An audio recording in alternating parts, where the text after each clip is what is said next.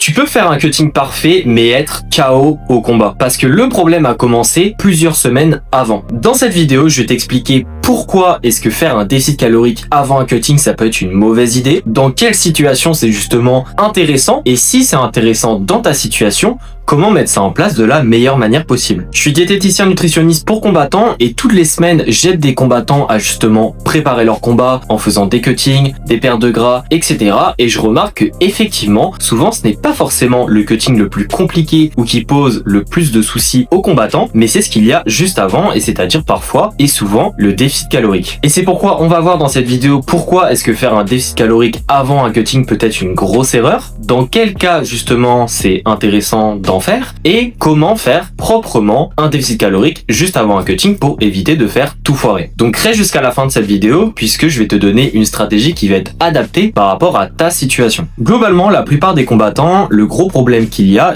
c'est qu'ils mettent un gros déficit calorique et à côté de ça, ils ont un énorme entraînement. Que ce soit beaucoup de volume, beaucoup d'entraînement, parfois 2 ou 3 à la journée, également pas mal d'intensité au niveau de certains de ces entraînements et du coup, à côté de ça, il va y avoir forcément une fatigue qui va s'accumuler puisque à côté, il y a le déficit calorique et c'est normal qu'il y ait une certaine fatigue qui s'installe. Les taux de glycogène qui vont diminuer puisque forcément il y aura beaucoup de demandes durant l'entraînement et l'alimentation avec le déficit ne pourra pas tout compenser et du coup la récupération va être de moins en moins bonne, ça va s'accumuler petit à petit et ça va faire que le combattant a tendance à craquer, pas forcément à tenir le déficit calorique ou alors à vouloir compenser, à moins se dépenser, bref il va y avoir plusieurs éléments qui vont faire que ça peut potentiellement de moins en moins bien marcher. Sauf que ce n'est pas tout puisque le combattant il va arriver au cutting, il va déjà être lessivé, le système nerveux va déjà être entamé, les taux de glycogène vont déjà être au plus bas, la tolérance au stress sera très mauvaise et du coup ça va faire que tous ces paramètres vont énormément compliquer le cutting. Et dans le meilleur des cas, le cutting va passer mais le combattant va être extrêmement fatigué durant son combat et la recharge ne pourrait ne pas suffire. Et dans le pire des cas, le cutting ne va pas aller jusqu'au bout, c'est-à-dire que le combattant ne va pas réussir à encaisser tout le cutting et il ne va pas faire le poids. Et ça arrive beaucoup plus qu'on le pense. Et souvent on remet la faute sur le cutting qui a mal été préparé, il était mal construit, etc. Mais au final, c'est parfois le déficit qui a été fait auparavant, qui a été mal structuré et qui a beaucoup plus compliqué la chose que prévu. Du coup, la question c'est quand est-ce que le déficit calorique il est intéressant et du coup quand est-ce qu'il faut éviter de le faire? Je dirais il y a deux cas où c'est intéressant. Le premier cas c'est évidemment quand ton taux de masse grasse corporelle est assez élevé. Évidemment, si tu as pas mal de kilos de gras à perdre, il faut faire un déficit calorique puisque un cutting, pour rappel, c'est de la perte d'eau et du coup plus tu as de masse grasse et moins tu seras réactif au cutting, on pourrait dire, c'est-à-dire que forcément tu as moins d'eau dans ton corps que quelqu'un qui fait le même poids que toi mais qui est beaucoup plus sec et du coup le cutting forcément te fera perdre un petit peu moins de poids. Donc il faut plus que tu perdes durant le déficit calorique et tu perds le restant durant le cutting. Donc dans ce cas-ci, c'est intéressant de faire un déficit calorique ou alors c'est intéressant dans le cas où tout simplement tu as trop de poids à perdre. C'est-à-dire que parfois un cutting, évidemment, il y a une certaine limite, tu peux pas dépasser un certain pourcentage de kilos de poids de corps durant un cutting si tu veux rester dans quelque chose de sécuritaire et du coup il faut un petit peu répartir davantage le poids qu'il y a à perdre, c'est-à-dire un certain poids à perdre durant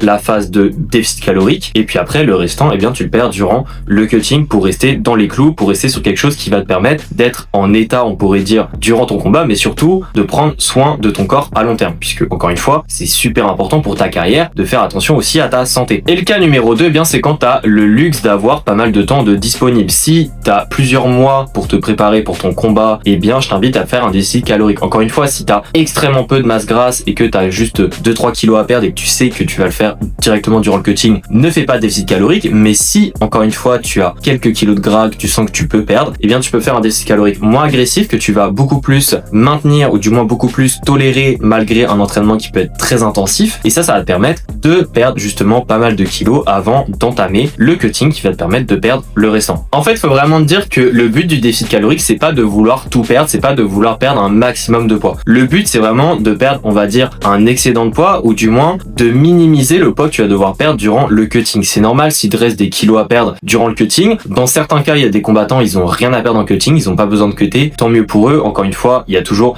des exceptions, il y a toujours des cas particuliers, il y a toujours des cas, on va dire, par rapport à ta situation. Mais pour beaucoup de personnes, souvent le scénario le plus classique, c'est qu'il y ait un petit peu de perte de gras, donc avec un déficit calorique, calorique et puis après les 2-3 derniers kilos, ça soit un cutting, voire un petit peu plus selon évidemment ton gabarit, ta catégorie de poids de corps, etc. Si je veux être un petit peu plus précis, eh bien comment est-ce que tu dois structurer le déficit calorique? Eh bien j'ai envie de te dire, ça dépend de plusieurs choses. Si t'as pas mal de temps devant toi, comme je te l'ai dit auparavant dans un des cas, donc c'est-à-dire t'as plusieurs mois, eh bien là tu peux faire un déficit modéré, donc 300-500 calories de déficit par jour. C'est pas énorme, mais l'avantage c'est que tu vas beaucoup mieux tolérer ça. À côté de ça, tu peux avoir un entraînement qui est intense et garder l'énergie. Personnellement, moi j'ai un combattant, je le suis depuis 3 mois. On est en déficit depuis 2-3 mois déjà. Il a un déficit modéré, sauf qu'il a déjà perdu pas mal de poids. Il a déjà perdu 4-5 kilos déjà. Mais vu qu'il a un déficit modéré, eh bien au final l'énergie suit. Depuis le début du suivi, il a aucune baisse d'énergie. Il se sent même d'ailleurs mieux à l'entraînement que ce qu'il était auparavant quand il stagnait au niveau de son poids. Mais en fait, on peut se permettre ça parce que son prochain combat est dans 2 mois et du coup, vu qu'il a pris les choses énormément en avance, et bien forcément ça nous permet d'avoir beaucoup plus de manœuvres et de faire les choses d'une manière beaucoup plus propre. Par contre, si tu as beaucoup moins de timing, et bien là oui, faire un déficit agressif de 1000 calories de déficit par jour, ça peut être intéressant. Par contre ici, il faut être beaucoup plus méticuleux, il faut faire vraiment attention au niveau de ton énergie, il faut pas hésiter à davantage utiliser les stratégies comme par exemple le refeed, que je vais parler dans une prochaine vidéo qui est prévue prochainement sur la chaîne, mais vraiment utiliser des stratégies pour que l'énergie puisse quand même rester raisonnable et éviter que tu craches à l'entraînement tous les 2 jours, puisque sinon encore une fois tu vas à la fois passer de mauvais moments à l'entraînement et pas progresser de la manière que tu veux durant tes entraînements, mais surtout tu vas arriver, comme je l'ai expliqué avant, à ton cutting déjà entamé et tu vas très mal le tolérer et du coup ça va causer beaucoup de problèmes, soit pour faire le poids ou alors durant ton combat tu vas être totalement éteint. Pense bien évidemment de faire un déficit calorique, mais de maintenir les protéines à un certain niveau, essaie de les garder à au moins 1,8 à 2 grammes par kilo de poids de corps. Je dirais que c'est une bonne base d'avoir ça. Et puis à côté de ça, encore une fois, ne coupe pas les glucides. On est en déficit calorique. Arrête de vouloir couper les glucides en déficit calorique. Tu vas évidemment les réduire par rapport à d'habitude. C'est normal. Il faut quand même réduire des calories, mais réduis aussi en partie les lipides. Les lipides, tu peux chercher à être à 0,6-0,8 grammes par kilo de poids de corps. Et puis après, les glucides, garde-en quand même. L'idée, c'est pas que tu montes énormément en protéines et tu mettes plus de glucides. Ça sert à rien. Les protéines, tant que tu as 2 grammes par kilo de poids de corps, c'est très bien. Mais les glucides, garde-les puisque c'est ton carburant. J'en ai déjà parlé dans plein de vidéos. Mais si tu enlèves les glucides en déficit calorique, c'est normal que tu sois éteint. Et même en déficit modéré, si t'as plus de glucides, tu seras éteint. Ensuite, après le déficit calorique, si t'as le luxe d'avoir encore une fois du temps devant toi, tu peux faire une phase de stabilisation. Si tu sais que t'as perdu suffisamment de gras et que le restant, les kilos que t'as à perdre, tu peux le faire en cutting, tu peux faire une phase de stabilisation. Des fois, ça c'est intéressant. Moi, honnêtement, je le fais pas si souvent que ça, puisque généralement j'ai des combattants qui ont pas forcément le luxe d'un point de vue temps. Il y a des short notice, ils ont pas forcément beaucoup de temps devant eux pour perdre le poids. Alors parfois il y a vraiment beaucoup de poids à perdre et du coup, on peut pas se permettre de faire une phase de stabilisation. Il faut directement faire déficit calorique et ensuite on enchaîne en cutting. Évidemment, je fais des refeeds, etc. Mais une phase de stabilisation, ça peut être intéressant pour justement travailler déjà sur un poids de maintenance que tu vas avoir en dehors aussi de tes cuts. Et ça peut être intéressant pour faciliter les pertes de poids de tes prochains combats. Ça peut également te permettre de restaurer le glycogène. Ça fait un petit peu office de refeed, c'est pas exactement ça, mais une stabilisation, ça peut être un petit peu un équivalent d'un refeed qui est fait par exemple toutes les semaines. Donc encore une fois, il y a plusieurs manières d'arriver à la même destination, mais une phase de stabilisation, ça peut être intéressant